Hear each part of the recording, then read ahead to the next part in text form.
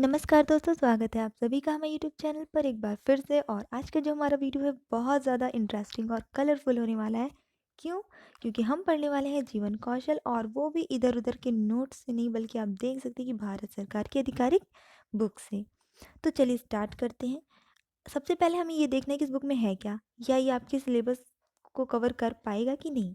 तभी इसको आप आगे रिज्यूम करिए। तो पहले आप देखिए यहाँ पे क्या है, जीवन कौशल के बारे में पूरी जानकारी है। स्व सहायता समूहों के कार्य और गठन के बारे में पूरी जानकारी है। और जितने भी कौशल विकास और सशक्तिकरण उन्मुखी कार्यक्रम और योजनाएं चल रही हैं, उनकी पूरी जानकारी है। तो आपके सिलेबस में जो जीवन कौशल वाला पोर्शन है, जो कि 10 मार्क्स का आना है, पूरे 10 नंबर का आना है, 10 नंबर कम नहीं होते हैं, उसका ये कंप्लीट पैकेज है। यानी कि आप ये बुक कवर कर लेंगे, पूरी पढ़ लेंगे, तो सब कुछ आपका इसमें क्लियर हो जाएगा। इन केस आपको कुछ एक्स्ट्रा भी जानकारी चाहिए रही होगी, तो आप कमेंट करके बता दीजिएगा। मैं एज अ रिवीजन नोट्स आपको लास्ट में प्रोवाइड करा दूंगी। तो अब यहाँ पे हमको अच्छा, ये भी एक बेनिफिट है कि आप आधिकारिक किताब से पढ़ रहे हैं ना, तो इसमें आप जो पढ़ रहे हैं वो 100% सही ही है। सही नहीं भी है तो भी सही यही माना जाएगा, ठीक है। तो और वैसे सही ही है। और ये बुक इतनी लॉन्ग नहीं है कि बहुत मोटी बुक है, हार्डली 13-14 पेज की होगी। तो बिल्कुल अभी ये कुछ मिनट्स के वीडियो में पूरी बुक कवर हो जाने वाली है। तो चलिए स्टार्ट करते हैं। पहले हमें देखना है कि जीवन कौशल होता क्या है। हम ये समझे तो कि जीवन कौशल, देखिए जीवन मतलब आपको पता है life, and Kaushal means skill. तो लाइफ स्किल्स। अब ये है क्या? जीवन कौशल अनुकूल तथा सकारात्मक व्यवहार हेतु ऐसी योग्यता है जो व्यक्तियों को दैनिक जीवन की मांग और चुनौतियों को का प्रभावपूर्ण ढंग से सामना करने में समर्थ बनाती है। मतलब ये क्या है? ये सिर्फ एक कैपेबिलिटी है, एक योग्यता है, एक क्षमता है, जिससे हम अपने जीवन के प्रति क्योंकि हमें लाइफ जीने के लिए बहुत कुछ सारे कार्य करने पड़ते हैं, तो हमारे पास कुछ ना कुछ स्किल होनी चाहिए जिससे हम पॉजिटिवली अपनी लाइफ को चला सकें। ठीक है, यानी कि दैनिक जीवन की मांगों और चुनौतियों को सामना कर सकें, अपनी ज़रूरतों को पूरी कर सकें। तो इसके लिए हम जो भी स्किल डेवलप करते हैं वही आपका जीवन कौशल हो जाता है। जीवन कौशल नाम क्यों आया? क्योंकि ये कौशल आप अपने जीवन को चलाने के लिए करते हैं, यूज़ करते हैं। अब जीवन कौशल विकास का एक आजीवन प्रक्रिया है जो व्यक्तियों को बढ़ने और परिपक्व होने में मदद करती है। अब देखिए, ये एक ऑब्वियसली विकास के लिए ही यूज़ करते हैं हम जब हम कोई भी स्किल डेवलप करते हैं, उससे हम अपनी लाइफ को आगे बढ़ाते हैं। लाइफ को आगे बढ़ाते हैं यानी अपनी ज़रूरतों को पूरा कर सकते हैं, अर्निंग करते हैं, ठीक है, यानी उन्नति करते हैं। और एक आजीवन चलने वाली प्रक्रिया होती है, यानी कि हम जीवन भर कार्य करते हैं और जीवन हमारा इस तरह से चलता रहता है। अब देख लेते हैं कि इनका महत्व क्या है, क्यों हमें सीखनी चाहिए जीवन कौशल, क्यों स्किल डेवलप करनी चाहिए। आपको पता है कि जो भी मॉडर्न एजुकेशन है उसमें आपके सिर्फ एकेडमिक्स के अलावा स्किल डेवलपमेंट पे बहुत ज़्यादा फोकस किया जाता है, ठीक है। तो इसका रीज़न क्या है, महत्व क्या है इसका? तो इसका पहले महत्व देखते हैं।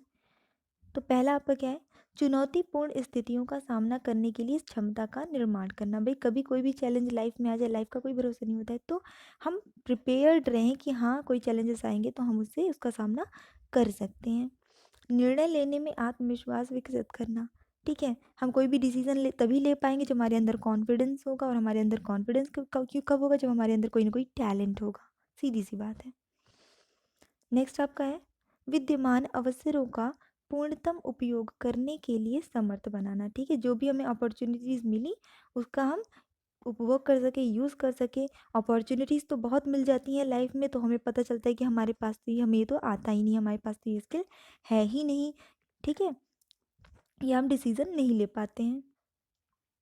फिर आपका है भीतर तथा बाहर शक्ति का के स्रोतों का पता लगाने में सहायता करना। देखिए जब हम कोई नई चीज़ सीखते हैं या हमारे अंदर कोई कौशल होता है, कोई या किन कौशलों को किस तरह से उपयोग करना है, इसकी हमें जानकारी होती है, तो जितने भी स्रोत होते हैं, एक इंटरनल हो जाता है हमारा अंदर का जो होता है, और एक जो बाहर से हमें अपॉर्चुनिटीज मिलती हैं, तो वो सारी चीज़ें हम समझ सकते हैं, उसको हम कैसे यूज़ कर सकते हैं, ये सारे आइडियाज़ हमारे दिमाग में आते हैं। वरना चीज़ें हमारे सामने होती हैं, चीज़ें हमारे अंदर होती हैं, हम कभी उसे पहचान नहीं पाते हैं, हम और हमें लगता है कि हमारे पास तो कोई अवसर है ही नहीं, हमारे पास तो कोई सोर्स है ही नहीं, तो हम कैसे अपनी लाइफ को, मतलब कोई भी काम हम कैसे करें। आगे बढ़ते हैं। स्वस्थ क्षतिकारी व्यवहार को रोकने के लिए विशिष्ट जोखिम स्थिति में इनका इस्तेमाल, ठीक है? यानी कि कभी कोई इमरजेंसी का केस आ गया, कभी कोई रिस्की काम आ गया, तो वहाँ पे आप अपने स्किल्स का यूज़ करके चीज़ों को नॉर्मलाइज़्ड कर सकते हैं, ईज़ी वे में टैकल कर सकते हैं, ठीक है? तो मतलब कि आपकी लाइफ में बहुत ज़्यादा इंपॉर्टेंस हो जाती है जीवन कौशल यानी लाइफ स्किल्स की। सीधी सी बात है, लाइफ स्किल बहुत इंपॉर्टेंट है, तभी तो भी स्किल होगा हमारे अंदर कि हम किस तरह से लोगों को टैकल कर पाएँ, लोगों से बात कर पाएँ। स्किल होगा हमारे अंदर कि किस तरह से हम अपना जीवन यापन कर पाएँ। स्किल होगा तभी हम अपना मतलब यहाँ पे कोई एक अपनी ही लाइफ चलानी है तो आपको स्किल की ज़रूरत पड़ेगी ही पड़ेगी, क्योंकि आप एक सोशल मतलब ह्यूमन जो होते हैं, मतलब आप ही नहीं, सिर्फ मैं भी हूँ, ठीक है? हम सब एक सोशल एनिमल कहलाते हैं, ठीक है? ह्यूमंस तो सोशल हैं, तो हमें स्किल्स की ज़रूरत पड़ेगी हर चीज़ में। फिर चाहे वो आप कोई बिज़नेस कर रहे हैं, व्यवसाय कर रहे हैं, या सामान्यतः आप अपना जीवन यापन बस कर रहे हैं, जीवन चला रहे हैं, कुछ भी काम नहीं कर रहे हैं, घर पे ही है ना, खाना तो बना रहे हैं ना खाने के लिए, कुछ ना कुछ काम कर रहे हैं अपने जीवन को चलाने के लिए, तो कौशल ज़रूरी है। अब देखते हैं जीवन कौशल के अंतर्गत क्या क्या शामिल है। तो आपका एक सामाजिक कौशल हो गया, एक चिंतन कौशल हो गया, एक सामान्य कौशल हो गया। अब इसको हम थोड़ा सा अच्छे से समझेंगे। तो आपका सामाजिक कौशल में क्या क्या आ जाता है? आत्म जागरूकता या आत्मज्ञान, परानुभूति, प्रभावी संचार, अंतर्वैयक्तिक संबंध और समझौता वार्ता। चिंतन कौशल में आपका आ जाता है आलोचनात्मक सृजनात्मक चिंतन, निर्णय लेना, वही अभी ऊपर मैंने बताया, डिसीजन ले पाना, और किसी भी प्रॉब्लम कोई भी समस्या आ जाए तो उसका समाधान कर पाना। हमारे अंदर इतनी क्षमता तो होनी चाहिए, इसको हम अभी डिटेल से देखेंगे नीचे। सामान्य कौशल में क्या है कि जूझने सामना करने की कौशल, तनाव से जूझना, भावनाओं से जूझना, ठीक है? ये सबकी लाइफ में होता है, कभी इमोशनली टेंस्ड रहते हैं, या कभी कोई काम का प्रेशर रहता है, किसी चीज़ का प्रेशर रहता है, तनाव में रहते हैं, हम खुद ही तो जूझते हैं। और जो लोग टैकल नहीं कर पाते हैं तो वो कुछ गलत स्टेप्स लेते हैं। तो वही चीज़ है कि लाइफ को चलाने के लिए आपके अंदर इतनी क्षमता होनी चाहिए कि कैसी भी सिचुएशन आए आप उसको टैकल कर पाए, हैंडल कर पाए। आगे देखते हैं। सबसे अच्छा लगता है जब किसी बुक में पिक्चर्स होती हैं, तो वो पढ़ाने में भी इंटरेस्ट आता है और पढ़ने में भी। तो चलिए, पहला आपका है आत्म जागरूकता या आत्मज्ञान। तो आत्मज्ञान क्या है? आत्मज्ञान व्यक्ति द्वारा अपने स्वयं के चरित्र की शक्तियों और कमजोरियों को परखने का सामर्थ्य है, ठीक है? हर किसी को अपनी कमजोरियां, अपनी ताकत, हर चीज़ हर इंसान को पता होता है, भले या किसी को ना पता हो, या आपके जो सबसे क्लोजेस्ट उन्हें भी ना पता हो, लेकिन हर इंसान को अपने बारे में तो पता ही होता है कि मेरा वीक पॉइंट क्या है और मेरी स्ट्रेंथ क्या है। तो ये आपकी आत्मज्ञान कहलाता है कि यानी खुद का ज्ञान होना। अब आत्मज्ञान कौशल क्या है? तो इसमें क्या चीज़ें शामिल है? तो व्यवहारगत शक्तियों और कमजोरियों को पहचानना कि भाई हमारी क्या वीकनेस है, ठीक है? हम कैसा नॉर्मली बिहेवियर जो हमारा है वो किसमें क्या कमियां हैं और क्या अच्छाइयाँ हैं, ये चीज़ को पहचानना। आपको पता होना चाहिए कि आप कौन सा काम है ऐसा है जो आप गलत करते हैं, आप सही नहीं है आपकी आदत, या कौन सी आदत आपकी अच्छी है, आपको बिल्कुल पता होना चाहिए। स्वयं का सामर्थ्य, इच्छाओं और नापसंद को पहचानना। आपको क्या चीज़ें पसंद है, क्या चीज़ें नहीं पसंद है, आप एक्चुअली में आपकी इच्छा क्या है, लोगों के दबाव में नहीं, अंदर से आपकी क्या इच्छा है, आपकी कैपेबिलिटी क्या है, आप क्या कर सकते हैं लाइफ में, ठीक है? ये पहचानना बहुत ज़्यादा ज़रूरी होता है। कब अगर आप ये नहीं पहचानते हैं तो आप लाइफ में कभी सक्सेसफुल नहीं हो सकते। क्यों? क्योंकि फॉर एग्जांपल आपको एक टीचर बना दिया गया है, अब आपका टीचिंग में ना तो इंटरेस्ट है, ना ही आप वो कभी कर सकते हैं, आपको पता है कि आप नहीं कर सकते हैं, लेकिन क्या है कि आपको टीचर बना दिया गया है, आप उसको करने लगे हैं, आपको लगता है आप बहुत अच्छे सक्सेसफुल टीचर बन जाएंगे, लेकिन होता क्या है कि पूरी लाइफ आप बस चला लेते हैं किसी तरह से, सक्सेसफुल नहीं हो पाते हैं। जबकि अगर आप बहुत अच्छा गाना गाते हैं, आप सिंगिंग की फील्ड में जाते हैं, तो चांसेस है कि आप बहुत ज़्यादा आगे तक जा पाएँ। लेकिन ये भी कहीं न कहीं आ जाता है आजकल के परिवेश में देखा जाए, तो फिर वो भी एक मजबूरी हो जाती है कि आपको एक ट्रेंड चुन के और उसी को आगे ले जाना पड़ता है। यही रीज़न है कि आजकल स्कूल्स में स्किल डेवलपमेंट पे फोकस किया जाता है, ताकि बच्चे अपनी स्टूडेंट लाइफ से ही अपने स्किल्स को पहचान कर और उस पे वर्क कर सकें, क्योंकि आगे चल के रिस्पॉन्सिबिलिटीज़ के कारण ऐसा पॉसिबल नहीं हो पाता है कि वो अपने स्किल डेवलपमेंट में बहुत ज़्यादा टाइम दे पाएँ। वो सिंपली कोई एक स्किल डेवलप कर लेते हैं और उसी से पूरी लाइफ अपनी चलाते हैं। उनके अंदर की क्या क्षमता है वो कहीं न कहीं दबी रह जाती है। अब देखते हैं उन वास्तविकताओं को पहचानना जिन्हें बदला नहीं जा सकता, उन्हें स्वीकार करना। भाई आपके अंदर इतनी क्षमता होती है, जैसे भी मैंने बताया कि आपको टीचर बना दिया गया तो और आप पढ़ा रहे हैं, भले ही आप नहीं पढ़ाए, तो मतलब वास्तविकताएं जो हैं कि भाई आपको अब यही करना है, दैट मच रियलिटी है लाइफ की। अब वैसे तो जैसे आप टीनेजर्स होते हैं तो बहुत दिमाग में आता है कि यार ऐसा क्यों है, मेरे पेरेंट्स ऐसे क्यों हैं, मुझे क्यों दूसरे की तरफ फ्रीडम नहीं है, मुझे क्यों दूसरे की तरफ। तो भाई जो रियलिटी है वो चेंज नहीं होती है। जब आप उसे पहचान जाते हैं, आप उसे स्वीकार कर लेते हैं कि यही आपकी रियलिटी और आपको इसी तरह से अपनी लाइफ को चलाना है, इसी में आपको खुशियाँ इकट्ठा करनी है, तब आप खुश रहने लगते हैं। नहीं तो फिर आप हमेशा परेशान रहेंगे, हमेशा दुखी रहेंगे। फिर आपका आता है अपने महत्व को पहचानना, अपनी इम्पोर्टेंस पहचानना। कुछ लोगों को कहता है कि मेरे क्या कहते हैं, मेरे होने ना होने से किसी को फ़र्क नहीं पड़ता, मेरी कोई इम्पोर्टेंस नहीं है। हर इंसान की अपनी वैल्यू होती है, तो अपनी वैल्यू जब तक आप खुद नहीं पहचानेंगे तब तक कोई आपकी वैल्यू नहीं पहचानने वाला है। अब आते हैं अपनी स्वयं की विशिष्ट योग्यताओं को पहचानना। वही बात आ गई कि आपके अंदर क्या क्षमताएं हैं उसको पहचानना। अब नेक्स्ट है आपका परानुभूति। ये क्या है देखते हैं। तो परानुभूति से हमको सब दूसरे के स्थान पर खड़े रखने और उनकी नज़र से स्थिति को देखने व समझने का सामर्थ्य है। Very important. क्या होता है कि हर चीज़ का दो पहलू होता है। कोई भी एक सिचुएशन है, ठीक है, कोई भी एक सिचुएशन है तो इधर वाला पर्सन उसको अलग वे में देखता है, इधर वाला पर्सन उसको अलग वे में देखता है, ठीक है। अब क्या है कि इसकी जो प्रॉब्लम है वो शायद ये वाला कभी नहीं समझ सकता क्योंकि इसकी सिचुएशंस अलग हैं, इसकी सिचुएशंस अलग हैं।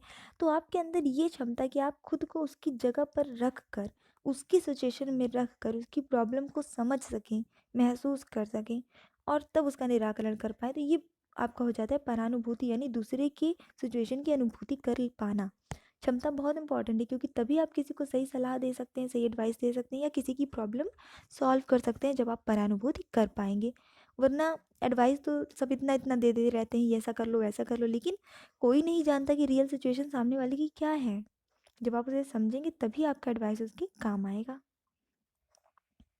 तो वही चीज़ होगी जो मैंने आपको बता दिया कि दूसरे के उद्देश्य, भावनाओं, व्यवहार को समझने का सामर्थ्य है।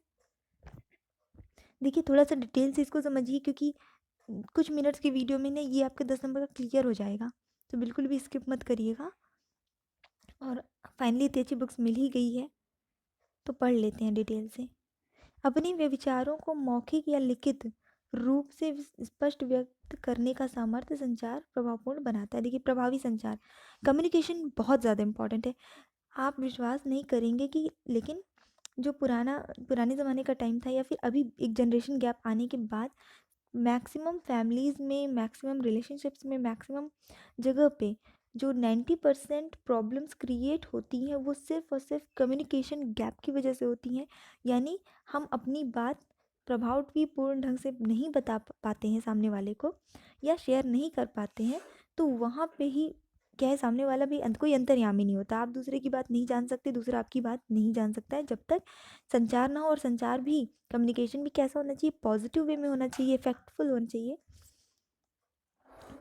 और अगर इसको शिक्षा में इसका क्या महत्व है, तो देखिए शिक्षा में वही महत्व है कि आपको बहुत नॉलेज है लेकिन क्लास में जाने के बाद जब आप अपनी बात को बच्चों को नहीं समझा पा रहे हैं तो कोई यूज़ का नहीं है आपका नॉलेज, ठीक है, एज अ टीचर। तो इसलिए यहाँ पे इम्पॉर्टेंट हो जाता है आपका प्रभावी संचार। हमारी डेली लाइफ में भी इम्पॉर्टेंट है, हमारी टीचिंग में भी इम्पॉर्टेंट है, तो ये बहुत ज़्यादा इम्पॉर्टेंट है। फिर आते हैं अंतर्वैयक्तिक संबंध। अब ये क्या है, तो अंतर्वैयक्तिक संबंध कौशलों में सौहार्द पूर्ण संबंध बनाने का सामर्थ्य शामिल है। अंतर्वैयक्तिक संबंध कौशल हमें ऐसे लोगों के साथ सकारात्मक तरीके से जुड़ने में सहायता करता है जिनसे हम बातचीत करते हैं। देखिए हम डेली अपनी लाइफ में बहुत सारे लोगों से मिलते हैं। हम वर्क प्लेस पे जाते हैं तो हमें एक अच्छा खासा स्टाफ मिलता है। हम स्कूल में जाते हैं तो हमें फ्रेंड सर्कल मिलती है, ठीक है। अभी जैसे मैं यूट्यूब में हूँ तो मुझे आप सब मिले हैं, इतने सारे सब्सक्राइबर्स। तो इनसे जब हम पर्सनली जुड़ते हैं, हम पॉजिटिवली जुड़ते हैं। पर्सनली का मतलब अब ये नहीं है कि बस जुड़ गए और एक दो दिन हाय हेलो किया और फिर उसके बाद व्हाट्सअप चैटिंग ये स्टार्ट हो गई, ये नहीं, ये पॉजिटिव वे में नहीं है। कहने का मतलब है कि जब आप सामने वाले की समस्या को अपनी समस्या समझते हैं, सामने वाले के प्रति आपके मन में एक अपनापन रहता है, अपनत्व रहता है, वो आपके अंतर्वैयक्तिक संबंध कहलाते हैं। और ये होता है, सिंपली आप कहीं पे भी जा रहे हैं, किसी से आप रोज़ मिलते हैं, रोज़ बातचीत करते हैं, तो उनके प्रति थोड़ा-सा आपका मतलब इंटेंशन बढ़ जाता है कि हाँ, ये हमारे फ्रेंड्स हैं, या हमारे ये भाई हैं, ये हमारी बहन है, या फिर हमारे टीचर्स हैं, सभी से, ठीक है? और जब हम किसी से जुड़ते हैं ना, तो ये इंपॉर्टेंट क्यों है ये भी देख लेते हैं पहले। अंतर्वैयक्तिक संबंध बहुत ज़्यादा इंपॉर्टेंट है, क्योंकि लाइफ में हम अपनी इतनी सारी टेंशन, इतनी सारी प्रॉब्लम्स और इतनी सारी सिचुएशन से जूझ रहे होते हैं। ऐसे में हमें बहुत ज़्यादा ज़रूरत होती है समथिंग, ऐसे लोगों की जिनसे हम अपनी बातों को शेयर कर सकें, अपनी समस्याओं को शेयर कर सकें, या वो हमारी कभी ज़रूरत पड़ने पे हेल्प कर सकें। तो ये तभी होगा जब अंतर्वैयक्तिक संबंध बनेंगे। आगे देखते हैं हम समझौता, वार्ता, निगोशिएशन या कौशल। तो समझौता वार्ता क्या है, तो इसको समझते हैं थोड़ा सा। समझौता वार्ता, वार्ता मतलब आपको पता है बातचीत, ठीक है, में दूसरों के विचारों को सुनने और उनका सम्मान करने का सामर्थ्य शामिल है। सबसे पहली बात कि आप दूसरे की बातों को सुनिए और उनकी बातों का सम्मान करिए। कुछ लोग होते हैं ना, हर चीज़ को डिनाई करना सीखते हैं। मतलब सामने वाला कुछ भी बोलेगा तो उसमें वो पॉजिटिविटी नहीं देखेंगे, उसमें पहले वो कमी ढूंढेंगे। टीचर पढ़ाएगा तो उसमें उसने 40 मिनट तक पढ़ाया वो नहीं देखेंगे, उसने मेहनत की वो नहीं देखेंगे, लेकिन अगर एक लाइन कहीं पे इधर उधर हो गई तो उसको देखेंगे। ठीक है, आपस में भी किसी से भी मिलेंगे नए पर्सन से, तो उसमें पॉजिटिविटी बाद में देखेंगे, उसमें जो निगेटिव पर चीज़ें हैं वो पहले देखेंगे हर चीज़ में। और ये बहुत ज़्यादा होता है, मैक्सिमम लोगों में निगेटिविटी देखने की ही ज़्यादा प्रवृत्ति पाई जाती है किसी भी चीज़ में। कोई भी न्यू हीरो आया, न्यू हीरोइन आई, मतलब हर फील्ड में, तो पहले उसकी कमियाँ निकालेंगे, फिर बाद में धीरे धीरे जब देखेंगे अच्छा सब लोग पसंद कर रहे हैं, तो चलो हम भी पसंद कर लेते हैं भाई। जब दूसरों से वो तारीफ़ सुनेंगे तो फिर वो तारीफ़ करने लगेंगे। अपनी कोई परसेप्शन नहीं कहते, अपनी तरफ से पॉजिटिव रिएक्शन नहीं देते हैं, वो रियलिटी ये है। तो यही क्षमता का विकास करना कि आप दूसरों की बातों को सुन के, उसके विचारों को सुन के और उनका सम्मान करें, ये क्षमता बहुत इंपॉर्टेंट, यही आपको लाइफ में बहुत आगे ले जाती है। समझौता वार्ता की शैली दो आयनों पर निर्भर करती है, अपना सरोकारी या दूसरों के लिए सरोकारी या संबंधों की चिंता। ठीक है, कहने का मतलब ये आपका हो जाता है कि दो चीज़ें हैं इसमें। एक तो है कि आप अपना सरोकार, यानी कि अपना मतलब आप, जैसे मैंने आपको बताया कि एक ज़िद पकड़ के बैठ गए हैं, एक वो नहीं, हमारा परसेप्शन यही है, ऊपर ही मैंने आपको समझा दिया पहले यही चीज़। और एक है कि दूसरों के लिए सकार्य संबंधों की चिंता, यानी कि जो दूसरी चीज़ बोल रहे हैं, जो भी दूसरों का परसेप्शन है उसका एक्सेप्ट करना। ठीक है, रिलेशनशिप डेवलप रखने के लिए भी कभी कभी आपको एक्सेप्ट करना होता है। फॉर एग्ज़ाम्पल, आप एक स्टाफ हैं और आपका बॉस है, आपका बॉस कुछ भी बोल रहा है, तो कहते हैं ना बॉस इज़ ऑलवेज राइट। तो वहाँ पे हालांकि आप मजबूरी में उस चीज़ों को एक्सेप्ट करते हैं, लेकिन आप ये सोचिए अगर आप मजबूरी में एक्सेप्ट करते हैं तो आपके मन में हमेशा ये चीज़ें रहती हैं कि अरे यार, हमेशा आप बुराई ही करते रहते हैं। और वर्क तो आपको करना ही है, ऐसा तो है नहीं कि वर्क आपको नहीं करना पड़ेगा, वर्क तो आपको करना ही है, लेकिन आप एक टेंशन वाले माहौल में वर्क करते हैं। लेकिन अगर आप उसे पॉजिटिवली लेते हैं, एक्सेप्ट कर लें, तो वही काम आप खुशी खुशी करते हैं, तो आपको जो मेंटल स्ट्रेस है वो नहीं रहता है। और ये बहुत इंपॉर्टेंट है। नेक्स्ट आपका आता है आग्रहीता और सहयोगिता की डिग्री के आधार पर एक व्यक्ति समझौता वार्ता की शैलियों पर अनुकूलन कर सकता है। बचना, समंजन, प्रतिस्पर्धा, सहयोग या समझौता, यानी ये इतने तरीके हैं जिससे कि समझौता वार्ता की शैलियों का अनुकूलन किया जा सकता है। ठीक है भाई, निगेटिव बातों से आप बचिए पहले सबसे तो। कोई भी निगेटिव बातें करे आप उसकी हाँ में हाँ मिलाने से बचिए, पहली बात। दूसरी बात, समंजन करिए। ठीक है, प्रतिस्पर्धा की भावना कहीं कुछ जगह रखनी भी पड़ती है, लेकिन कुछ जगह अगर आपको पॉजिटिव वे में लेंगे तो ऑटोमेटिकली कम हो जाएगी, आपको नहीं रखनी है। और कहीं पे आपको रखनी भी है, क्योंकि जिससे आपको आगे बढ़ना है उनसे आपको प्रतियोगिता तो थोड़ी बहुत करनी ही पड़ेगी, लेकिन प्रतियोगिता भी आपकी कैसी, एक हेल्दी कंपटीशन होना चाहिए। पॉजिटिव में दूसरे को गिरा के आप आगे नहीं बढ़ सकते, बल्कि आप उससे ज़्यादा, उससे प्रेरणा लेकर, उसके स्किल्स को, उसने कैसे अपने स्किल्स डेवलप किए, उस क्या ऐसी बात है कि वो हमसे आगे, ये चीज़ों को सीख कर और खुद के अंदर वो स्किल्स डेवलप करके आप आगे बढ़ सकते हैं। सहयोग, बिल्कुल बिना सहयोग के जीवन चल ही नहीं सकता है। हर कोई हर किसी का सहयोग कर रहा है किसी न किसी रूप में, तो ये बहुत इंपॉर्टेंट हो जाता है। आप भी मेरा एक सहयोग करिए, जल्दी से लाइक कर दीजिए, ठीक है। तो अभी और समझौता, ठीक है, समझौता हर जगह कॉम्प्रोमाइज़ करने पड़ते हैं लाइफ में, समझौता होना बहुत ज़रूरी होता है। आगे बढ़ते हैं। तो आलोचनात्मक और सृजनात्मक चिंतन। ठीक है, अब देखिए चिंतन आप लोगों ने पढ़ा होगा बहुत ही अच्छी, जब आपने साइकोलॉजी पढ़ी होगी तो चिंतन क्या है ये आपने पढ़ा है। लेकिन अब ये यहाँ पे दो प्रकार आ जाता है जीवन कौशल में, एक आलोचनात्मक और एक सृजनात्मक। तो अब आलोचनात्मक क्या है, देखिए आलोचनात्मक चिंतन किसी स्थिति में उचित प्रकार से सोचने, लाभ और हानियों का आकलन करने की क्षमता है। कोई भी स्थिति है तो उसके बारे में आप हर एंगल से सोच रहे हैं, हर एंगल से सोच रहे हैं कंप्लीटली। ठीक है, उसका क्या लाभ होगा कि नहीं। एक जैसे मैंने क्या कि 2 व्यूज़ होते हैं, तो आप 2 व्यूज़ से नहीं, 1 व्यूज़ से नहीं, बल्कि चारों ओर से सोच रहे हैं, उसका लाभ क्या है, हानि क्या है, ऐसा करने से क्या होगा, ऐसा नहीं करने से क्या होगा। सारी चीज़ें जब आप सोच रहे हैं, हर एंगल देख रहे हैं, ठीक है, और उसका आकलन कर रहे हैं, ये आपका आलोचनात्मक चिंतन हो जाता है। सृजनात्मक चिंतन क्या है? तो सृजनात्मक चिंतन कार्यों को देखने या करने का नवीन तरीका है। सृजनात्मकता आपने पढ़ी है, वही चीज़ हो जाती है कि कोई भी कार्य आप किस देखने का आपका जो व्यू है, जो आपका तरीका है, नज़रिया है, वो सृजनात्मक हो सकता है। किसी चीज़ को आप में आप क्या पॉजिटिविटी ढूंढ सकते हैं, क्या नयापन ढूंढ सकते हैं वो। दूसरा, आप कार्य करने का नवीन तरीका, ठीक है, यानी कि कोई भी कार्य को आप देखिए, कोई भी एक प्रोजेक्ट दिया गया या कोई भी एक ड्राइंग बनाने को दी गई, कोई भी एक काम दिया गया, तो उस काम को 10 बच्चे करते हैं, लेकिन 10 बच्चे अलग अलग तरीके से करेंगे, तो सबका अपना अपना आइडिया होता है। तो बस कहने का मतलब यही है कि किसी भी काम को दूसरों से हट कर करना, तभी आप सक्सेसफुल होंगे। जब आप एक बाकी लोगों से हट कर अपना काम करेंगे, आपका काम थोड़ा डिफरेंट दिखेगा, तभी आप सक्सेसफुल होंगे। तो ये चीज़ हो जाती है आपकी सृजनात्मक चिंतन में। तो आपको यही सोचना है कि किस तरह से आप चीज़ों को डिफरेंट कर सकते हैं। महिलाओं के लिए आलोचनात्मक और सृजनात्मक चिंतन कौशलों का निर्माण करना महत्वपूर्ण है। भाई लेडीज़ों के लिए बहुत इंपॉर्टेंट हो जाता है। क्यों? क्योंकि उन्हें विविधतापूर्ण और विवादास्पद संघर्षों, मुद्दों, संदेशों, प्रत्याशों और मार्गों का सामना करना पड़ता है। देखिए, अगर लेडीज़, हालांकि ऐसा मैं नहीं मानती कि सिर्फ लेडीज़ को ही इन सब चीज़ों का सामना करना पड़ता है। जो बॉयज़ होते हैं, मेल्स होते हैं, उनको भी इन सब चीज़ों का सामना करना पड़ता है। आज की डेट में इतनी ज़्यादा स्ट्रेसफुल लाइफ हो गई है कि उन्हें भी ये सारी चीज़ों का सामना करना पड़ता है। लेकिन अगर बात महिलाओं की करें, तो हाँ, ये सही है कि अलग अलग, भाई उनका तो पूरा मतलब एक फैमिली ट्रेंड ही पहले चेंज हो जाता है आफ्टर मैरिज। बहुत अलग अलग सिचुएशन में उनको रहना पड़ता है, ठीक है, तरह तरह के विवादों, संघर्षों का सामना उनको अपनी लाइफ में, छोटी छोटी बात पे भी उनको चीज़ों का सामना करना पड़ जाता है। जो बातें बहुत नॉर्मल होती हैं, छोटी होती हैं, कभी कभी वो बातें भी उनके लिए लाइफ में बहुत मतलब तूफान ला देती हैं। तो उनको हर चीज़ों का सामना, इन सब प्रॉब्लम्स का सामना करना पड़ता है, डिमांड्स का सामना करना पड़ता है। तो इसलिए उनको बहुत ज़रूरी है कि उनके अंदर आलोचनात्मक और सृजनात्मक चिंतन हो। निर्णय लेना, दिस इज़ वेरी इंपॉर्टेंट। आपका एक निर्णय ही आपका पूरा जीवन डिसाइड कर देता है कि आपकी लाइफ कैसी होने वाली है। और अगर आपने लाइफ में अगर एक गलत डिसीजन ले लिया है, तो आपकी पूरी लाइफ स्पॉइल हो सकती है। इसलिए डिसीजन बहुत ज़्यादा इंपॉर्टेंट होता है। डिसीजन मेकिंग जो एक स्किल है, निर्णय लेने की क्षमता, ये बहुत ज़्यादा इंपॉर्टेंट है। आपका एक निर्णय मतलब आपकी पूरी ज़िंदगी बदल सकता है। अगर आपने वो निर्णय सही ले लिया, आप कहाँ से कहाँ पहुँच जाएँगे, और वो निर्णय गलत ले लिया तो आपकी पूरी लाइफ ख़त्म।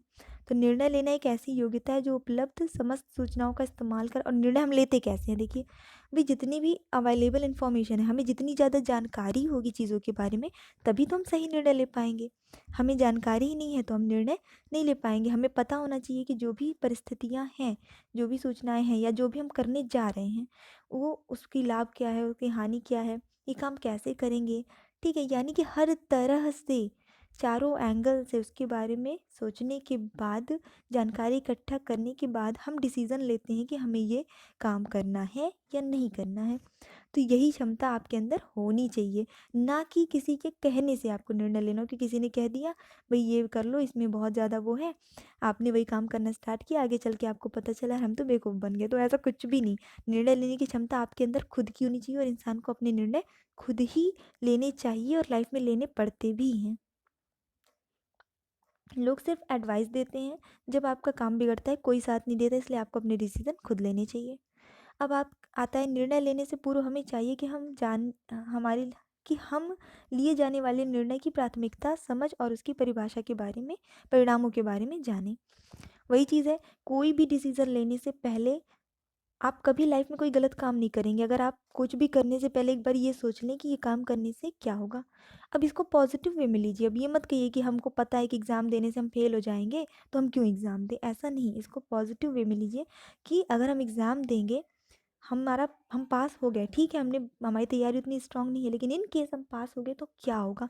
पॉजिटिव सोचिए कि पॉजिटिव रिस्पॉन्सेज जो आएंगे उसके बारे में सोचिए कि क्या परिणाम होगा, तो आप हमेशा सही डिसीजन लेंगे। अब कुछ काम ऐसे होते हैं जिनका परिणाम कभी भी पॉजिटिव नहीं हो सकता, तो जब आप ऐसे कामों के बारे में सोचेंगे, परिणामों के बारे में, तो आपको लगेगा कि अरे यार हम ऐसा करेंगे तो आगे चल के बहुत प्रॉब्लम हो जाएगी, तो छोड़ो, इसको नहीं करते हैं।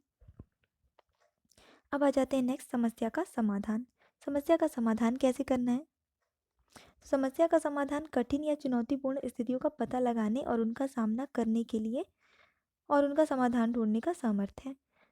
कोई भी परिस्थिति है, चैलेंजेस हैं लाइफ में, हमेशा आते रहते हैं, डेली लाइफ है में आते ही रहते हैं कोई ना कोई चैलेंजेस, कठिनाइयाँ सबकी लाइफ की बात है, कोई कितना भी अच्छी लाइफ जी रहा हो, पर चैलेंजेस आते रहते हैं, प्रॉब्लम्स आती रहती हैं।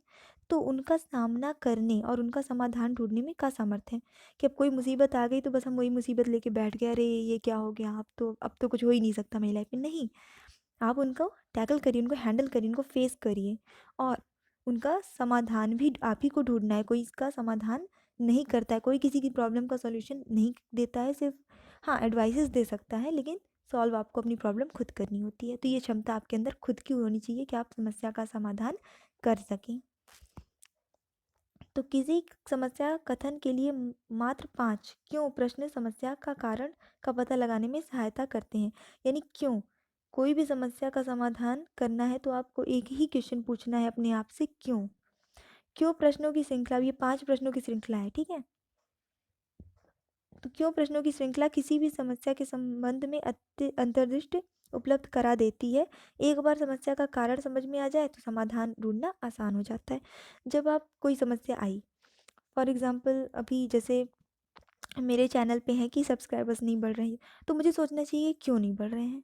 तो पहले तो मुझे रीज़न पता चलेगा, फिर उसके बाद हम पूछेंगे कि क्यों नहीं बढ़ रहे हैं, फिर हम इसका ऐसा क्या करें, कहाँ कमी आ रही है। सारी चीज़ों को जब एनालाइज़ करेंगे, यानी अपने आप से जब क्वेश्चन करेंगे, तो समझ में आएगा कि हमें और क्या चीज़ें और क्या सुधार करना चाहिए। जैसे अगर आपने मेरे पुराने सब्सक्राइबर से, आपको पता होगा कि जब मैंने स्टार्ट किया था तो बहुत ही जल्दी-जल्दी पढ़ाने की कोशिश में और थोड़ा-थोड़ा पढ़ाने की कोशिश में रहते थे। लेकिन अभी क्या है, उस चीज़ों में सुधार आया है, और ज़्यादा मेहनत हो रही है, नोट्स ढूँढे जा रहे हैं, जितना भी अच्छी से अच्छी बुक्स मिल पा रही है।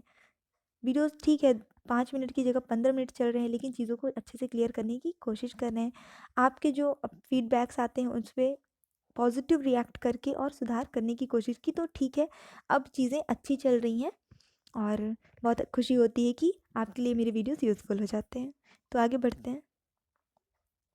सामान्य कौशल, जूझने के कौशल, यानी कि अब तनाव जूझने के कौशल। हम सब अपनी लाइफ में बहुत सारी प्रॉब्लम से जूझते रहते हैं, उसको फेस करते हैं। तो देखते हैं, पहले सबसे है तनाव। तनाव किसी अप्रिय स्थिति के प्रति शरीर की अनुक्रिया है। तनाव है क्या? कोई भी ऐसी सिचुएशन आ गई जो हमें पसंद नहीं, हम नहीं चाहते ऐसी सिचुएशन आए, अप्रिय स्थिति है, तो हमारा शरीर जो अनुक्रिया करता है, ठीक है, उसे कहते हैं तनाव। अब ये शारीरिक भी होता है, भावनात्मक और मनोवैज्ञानिक कारणों से हो सकता है। भाई हमारी कोई तबीयत खराब है, हम किसकी उसको लेकर टेंशन में हैं, ठीक है, तो हम तनाव में रहेंगे, टेंशन बनी रहेगी। ठीक है, भावनात्मक हो सकता है, लाइफ में कुछ ऐसी चीज़ें नहीं चल रही अच्छी या फिर कुछ गलत चल रहा है जिससे इमोशनली हम परेशान हैं, तो वो तनाव रहेगा। मनोवैज्ञानिक कारण भी हो सकता है, कुछ लोगों को इस टाइप की बीमारियां ही होती हैं, जैसे बाइपोलर डिसऑर्डर्स एंड बहुत सारी डिप्रेशन की भी बीमारियां होती हैं, तो वो एक रीज़न भी हो सकता है तनाव का। और क्या कारण हो सकते हैं? पारिवारिक समस्या होती है, भाई परिवार में कुछ अच्छा नहीं चल रहा है, हमेशा लड़ाई झगड़े होते रहते हैं या टेंशन चल रही हैं, तो वो आपके तनाव का कारण बनेगी। बेरोजगारी एक बहुत बड़ा तनाव का कारण है आज की डेट में, क्योंकि बहुत ज़्यादा अनएम्प्लॉयमेंट है। जब आप बेरोज़गार रहते हैं तो तनाव हमेशा बना रहता है, क्योंकि आप अपनी लाइफ को प्रॉपरली चला नहीं पाते हैं। परीक्षा का दबाव, ये भी एक रीज़न हो सकता है कि जैसे अभी एग्ज़ाम होना है तो एक टेंशन बनी है, सबसे ज़्यादा टेंशन मुझे है, ठीक है क्योंकि परीक्षा अच्छी जानी चाहिए और सब लोग आप पास होके आ जाइए, बस यही चाहती हूँ। अब देखते हैं, परिवार के किसी सदस्य या संबंधी की मृत्यु या उन स्थितियों के कारण है, ठीक है। कोई भी आपका क्लोज है, आपके फैमिली मेम्बर है, अगर उनकी डेथ हो जाती है तो वो एक बहुत बहुत टाइम तक, एक लॉन्ग टाइम तक आप तनाव में रहते हैं, या हो सकता है आप लाइफ टाइम तनाव में रहें। फिर आपका आता है नेक्स्ट, अपने जीवन के तनाव के स्रोतों को स्वीकारना तथा समझना कि उनका हम पर क्या प्रभाव है, तथा तनाव के न्यूनतम करने और विश्रांति को संवर्धन करने वाले तरीकों से कार्य करना महत्वपूर्ण है। अब देखिए, तनाव से हम जूझ कैसे सकते हैं। सबसे पहले जो तनाव के कारण हैं उनको स्वीकार करिए। देखिए, स्थिति ऐसी है, तनाव लेने से, टेंशन लेने से कुछ नहीं हो सकता, तो उसे चिल मारिए एकदम और सोचिए कि ये तनाव हम ले रहे हैं तो उसका रीज़न की इम्पैक्ट क्या पड़ेगा हम पे। भाई चीज़ें सही तो नहीं हो जाएंगी टेंशन लेने से, बल्कि क्या होगा, और चीज़ें बिगड़ने लगेंगी, हमारी हेल्थ बिगड़ने लगेगी, हम काम पे फोकस नहीं कर पा रहे हैं, ये सारी चीज़ें आएंगी।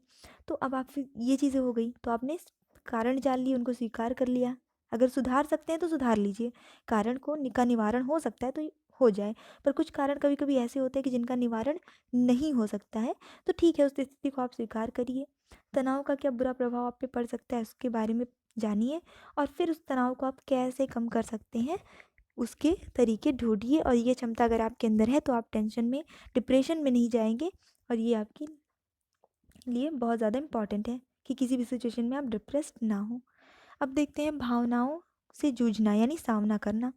इमोशनल जो आप इमोशनली परेशान रहते हैं लाइफ में, बहुत सारी सिचुएशन आती हैं, स्पेशली जब आप टीनेजर्स होते हैं तब से ही ये स्टार्ट हो जाता है और अलग अलग रीज़न हो सकते हैं इसके। तो सभी मानव अनेक भावनाओं जैसे प्रसन्नता, खुशी, प्यार, उदासी, क्रोध, ईर्ष्या इत्यादि भावनाओं से गुजरते हैं। सबकी लाइफ की ये स्टेजेस हैं और सबकी लाइफ में ऐसे स्टेजेस आते हैं। कभी आप बहुत खुश होते हैं, कभी बहुत उदास हो जाते हैं, दुखी हो जाते हैं, कभी आपको बहुत गुस्सा आता है, बहुत ईर्ष्या आता है, ठीक है, बहुत सारी सिचुएशंस होती हैं जब आप इमोशनल होते हैं। अब भावनाओं से जूझने के लिए अपनी आंतरिक और तथा दूसरों की भावनाओं को समझना तथा उनके संबंध में सर्वाधिक समुचित तरीके से कार्रवाई करना शामिल है। भावनाओं से कैसे जूझा जा सकता है? दो चीज़ हो जाती है। एक तो आप दूसरों की भावनाओं को समझिए, ठीक है, हो सकता है कि जो चीज़ें आपको गलत लग रही हैं वो सामने वाले की परसेप्शन से बहुत सही हो और आपके लिए भी वो सही हो। स्पेशली टीनेजिंग में ऐसा होता है, किशोरावस्था में होता है कि बच्चों को लगता है कि उनके पेरेंट्स उनसे प्यार नहीं करते, उनके लिए बहुत गलत डिसीजन ले रहे हैं, उनको पढ़ाई उनके ऊपर पढ़ाई का दबाव बना रहे हैं। वो एक डिप्रेशन में आ जाते हैं क्योंकि वो अपने पेरेंट्स की भावनाओं को नहीं समझ रहे होते हैं, सिर्फ अपनी ही देखते रहते हैं, सोचते रहते हैं। और ये सबके साथ होता है, आपके साथ भी हुआ होगा, मेरे साथ भी ऑब्वियसली हुआ है। तो क्या है, अपनी आंतरिक भावनाओं को समझना इम्पॉर्टेंट है और फिर दूसरों की भी आंतरिक भावनाओं को समझना इम्पॉर्टेंट है और उनके बीच क्या रिलेशंस बन रहा है और उनके बीच क्या सामंजस्य बैठ सकता है वो समझना, उसके अकॉर्डिंग अपनी लाइफ में जो भी डिसीजंस है वो लेना इम्पॉर्टेंट है। भावनाओं को समझने से हम अपने एहसास विश्वास पूर्वक दूसरों के समक्ष अभिव्यक्त कर सकते हैं। हम अपनी फीलिंग्स को तभी हम किसी के सामने एक्सप्रेस कर सकते हैं, अभिव्यक्त कर सकते हैं जब हम भावनाओं को समझेंगे, अपनी भी और दूसरों की भी। दूसरों को न बताने या उनका स्पष्ट विवेचन न होने से समस्या का समाधान नहीं होता। अगर हम अपनी प्रॉब्लम है, कुछ भी हम मन ही मन में किसी प्रॉब्लम से जूझ रहे हैं, वो हम किसी से नहीं बता रहे हैं, तो इससे प्रॉब्लम आपकी सॉल्व नहीं हो जाने वाली है, ठीक है। तो बातचीत, वही ऊपर मैंने बोला ना, कम्युनिकेशन बहुत इंपॉर्टेंट है और 90% प्रॉब्लम की जो जड़ है वो कम्युनिकेशन गैप ही होता है, कम्युनिकेशन ना होना। ये बहुत इंपॉर्टेंट है और इसीलिए तो जब हम बड़े होने लगते हैं तो हम क्या है, फ्रेंड सर्कल बनाते हैं ताकि अगर हम, अब कोई ऐसी प्रॉब्लम है जो किसी से शेयर नहीं कर सकते तो एटलीस्ट अपने फ्रेंड्स में शेयर कर सकते हैं। आते हैं आगे, स्व सहायता समूह। अब देखिए, ये आपने अभी ऊपर जितनी चीज़ें पढ़ी वो कहीं ना कहीं हेल्पफुल थी खुद के लिए, दूसरों के लिए। अब ये आता है स्व सहायता समूह। तो स्व का मतलब होता है खुद का और सहायता मतलब मदद करना। तो ऐसे समूह जो खुद की मदद करते हैं। अब खुद की मदद ऐसे का नहीं, मतलब एक ग्रुप हो जाता है, एक ग्रुप जैसे आप देख रहे हैं, ग्रुप बनेगा, ठीक है, जिसमें एक दूसरे की सब मदद करेंगे, जिसको ज़रूरत पड़ेगी मदद की सब मिलके करेंगे, फिर कभी आपको ज़रूरत पड़ेगी तो सब मिलके आपकी मदद करेंगे, इस तरह से। तो ये होता क्या है, डिटेल से पढ़ते हैं इसे। तो स्व सहायता समूह समान सामाजिक आर्थिक हालात वाले लोगों द्वारा गठित एक लघु स्वैच्छिक संरचना है। एक ही कैटेगरी के, एक ही लेवल के सामाजिक आर्थिक हालत वाले लोग का एक ग्रुप बनता है, ठीक है। और ये अपनी खुद की इच्छा है, कोई ऐसा कंपल्सन नहीं है, आप चाहें तो इस समूह से जुड़ सकते हैं, समूह का हिस्सा बन सकते हैं, चाहें तो नहीं बन सकते हैं। छोटे छोटे समूह होते हैं, ग्रुप होते हैं। इनका गठन आर्थिक सहायता, समस्या के समाधान या निर्णयन के लिए किया जाता है। गठन किस लिए किया जाता है? क्योंकि जब आप एक ग्रुप में रहेंगे, एक सर्कल में रहेंगे, तो क्या है कि वो एक तरह से सर्कल आपकी बन जाती है जिसमें अगर आपको कोई आर्थिक परेशानी आई तो सबने मिलके मदद कर दी, बाद में आपने रिटर्न कर दिया उनका जो भी है, ठीक है। इसी तरह से अगर कोई समस्या है आपकी लाइफ में तो आप किससे शेयर, जब किसी से शेयर नहीं कर सकते तो आप अपने ग्रुप में शेयर करेंगे और वो सब मिलके आपकी मदद करने की कोशिश करेंगे। कोई डिसीजन लेना है किसी बात को लेके, आप डिसाइड नहीं कर पा रहे कि हम क्या करें क्या नहीं, तो आप अपनी बातों को शेयर करेंगे और सब लोग सही डिसीजन आपको सोच समझ के अपना अपना परसेप्शन दे के देंगे। क्योंकि कई बार होता है कि हम डिसीजन नहीं ले पाते हैं कि हम क्या करें, तो ऐसे में हमें किसी मदद की ज़रूरत होती है जो हमें ऑनेस्टली, बिना किसी पक्षपात के, हमारी मदद कर सके। अब देखते हैं, स्व सहायता समूहों का गठन समुदाय की महिलाओं के बीच किया जा सकता है, तथापि यह देखा गया है कि महत्वपूर्ण गतिविधियों में महिलाओं का कार्य निष्पादन बेहतर होता है। तो जनरली आप स्व सहायता समूह जो होते हैं, इसका गठन महिला समुदाय की महिलाएं ही करती हैं, आपस में ये बना लेती हैं ग्रुप, जैसा आप पिक्चर में देख ही रहे हैं। और वैसे भी लेडीज़ जो होती हैं, उनका माना जाता है कि ये जब एक समूह में कार्य करती हैं तो ये ज़्यादा बेटर वर्क करती हैं। अब इनका कार्य क्या है, वेरी इंपॉर्टेंट, यही इंपॉर्टेंट है, आप देखते जाइए। देखिए, वीडियो अगर थोड़ा सा लॉन्ग हो रहा है तो कोई नहीं, ये थोड़ी की देर का वीडियो और आपकी ये 10 नंबर क्लियर कर देगा, इसलिए इसके मैं ये एडवाइस करूँगी कि नहीं करिए। बाकी अगर आप करना चाहते हैं तो आप कर सकते हैं, लेकिन बेटर होगा कि आप इसको देख लीजिए। समूह के सभी सदस्यों में बचत की आदत नियमित और निरंतर होनी चाहिए। बचत की राशि लघु या कम हो सकती है। देखिए, ये होता क्या है, ग्रुप बनता है, सब कुछ ना कुछ बचत करते हैं, इकट्ठा करते हैं पैसे, और इन्हीं पैसों से कभी किसी को ज़रूरत पड़ती है, जिसको ज़रूरत पड़ी वही क्या करता है, यूज़ कर लेता है उसको मदद के रूप में, और फिर इस तरह से हर किसी को कभी ना कभी ज़रूरत पड़ती रहती है। जो आजकल बड़ी बड़ी सिटीज़ जो हैं, उसमें जो किटी पार्टीज़ चलती हैं, तो किटीज़ बनते हैं, किटी ग्रुप बनते हैं, उसमें भी यही होता है। उस किटी ग्रुप में भी, हालांकि वो उनका इंजॉय करने का तरीका अलग होता है, ठीक है, वो शो ऑफ ज़्यादा रहता है क्योंकि वो बहुत ही रिच लेडीज़ के बीच बनता है, लेकिन उसमें भी ये चीज़ होता है कि लोग कुछ पैसे अपने एक डिसाइड कर लेते हैं कितने पैसों की किटी है, और उतने पैसे लेडीज़ हर महीने उसमें इकट्ठा करती रहती हैं, और फिर वो जिसको ज़रूरत होती है उसके अकॉर्डिंग वो जब किटी पार्टी अरेंज करती हैं, तो उसमें वो किटी ओपन करती हैं। किटी ओपन करने पे क्या होता है कि वो अलग अलग तरीका है, कोई स्लिप्स चिट्स के माध्यम से कर सकता है, ठीक है, अलग अलग रैंडम तरीके से ओपन करती हैं, और जिसका नाम आता है तो उस महीने वो किटी के पैसे उसे मिलते हैं। तो इस तरह से, या फिर कभी किसी को ज़रूरत होती है तो वो कह सकता है कि भाई इस महीने मुझे ज़रूरत है तो आप मुझे दे दो। तो ये बड़े शहरों में वही किटी हो गया। हालांकि सबका अलग अलग है, जैसे जो बहुत ही रिच कैटेगरी की लेडीज़ें हैं तो वो किटी पार्टी सिर्फ एंजॉय के लिए करती हैं, वो ऐसा नहीं करती हैं उसमें।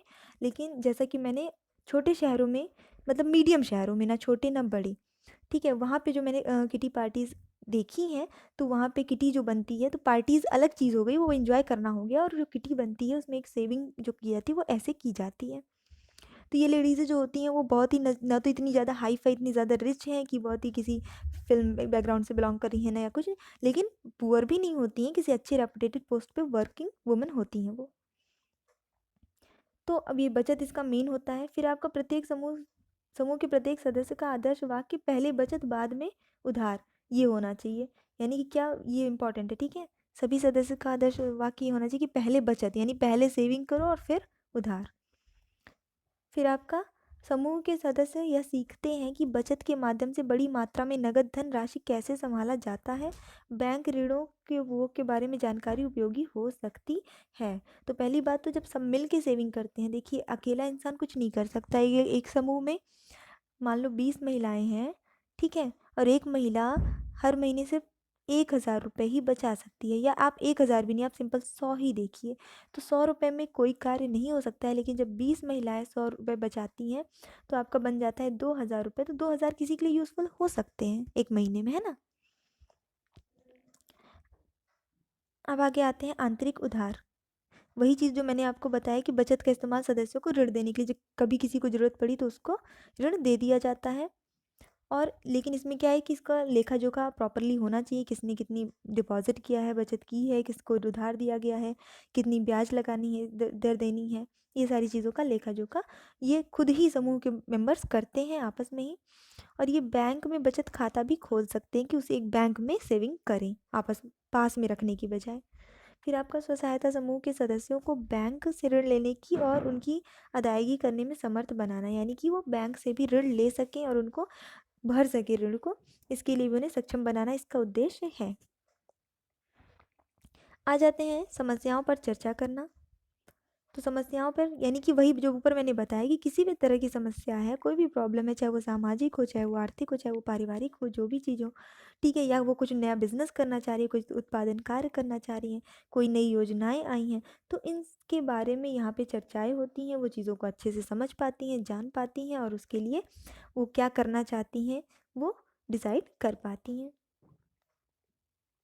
अब ये इसकी गठन प्रक्रिया, तो देखिए इसके बाद का जो पोर्शन है वो आपको मैं नेक्स्ट वीडियो में दे दूँगी, क्योंकि वीडियो काफ़ी ज़्यादा लॉन्ग हो रहा है और इट्स 7:30 नाउ, तो स्कूल के लिए भी थोड़ा सा मुझे लेट हो रहा है, तो बस मैं स्कूल से आते ही इसको आपको एक्सप्लेन कर देती हूँ। So thanks for watching, keep studying. अभी मैंने इसलिए दे दिया ताकि तब तक आप पढ़ते रहिए, थोड़ा सा इतना तो क्लियर आपको हो ही जाए। Thanks for watching and wait for the next video, next part. उसे देखना बिल्कुल मत भूलिएगा। आप ये बुक भी डाउनलोड कर सकते हैं, ज़रूरी नहीं कि आप देखें ही प्रॉपरली वीडियो, लेकिन हाँ, अगर आप देखते हैं तो मैं आपको थोड़ा बेटर तरीके से एक्सप्लेन कर पाऊँगी। So thank you, bye bye.